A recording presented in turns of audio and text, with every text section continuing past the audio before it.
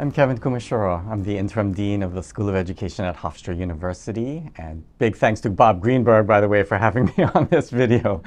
So as someone working in the field of education, it's hard not to hear so much concern around the attacks on education and the silencing of any efforts to talk about and to address diversity, equity, and inclusion. So I thought I'd spend a few minutes talking about that today. And in particular, this is a moment when for several years now, there's been this increasing and escalating attacks on any attempts to address diversity, equity, inclusion, justice.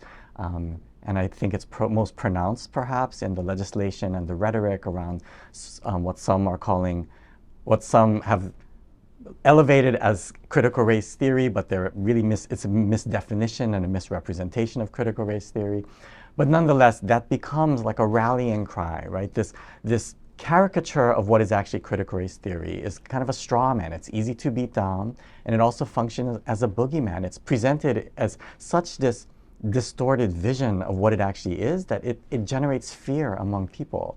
And I think what that does is it gets people to kind of turn against schools, turn against teachers, and turn against any attempt to address racism.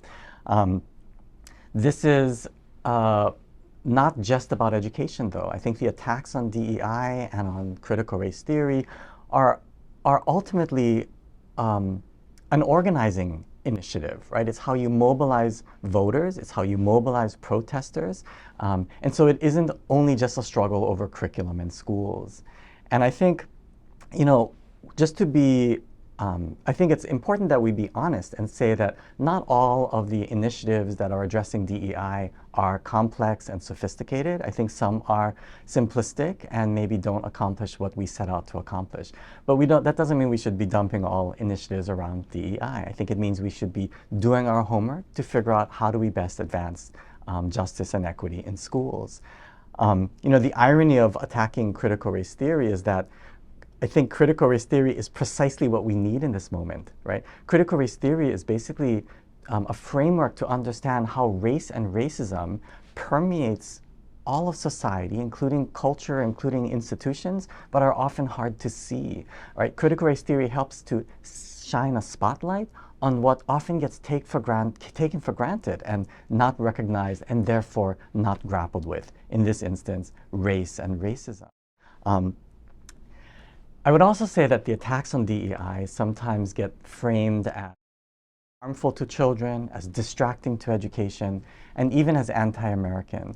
And so I guess my final point would be to say, I think there couldn't be anything more American more democratic, than to raise everyone's awareness so that they can engage in inquiry and collaboration and trying to more deeply understand what the problems in society are and what the solutions are. The purpose of education isn't just to teach us to fit in and succeed in the world as it is, or in the world as some people define it to be.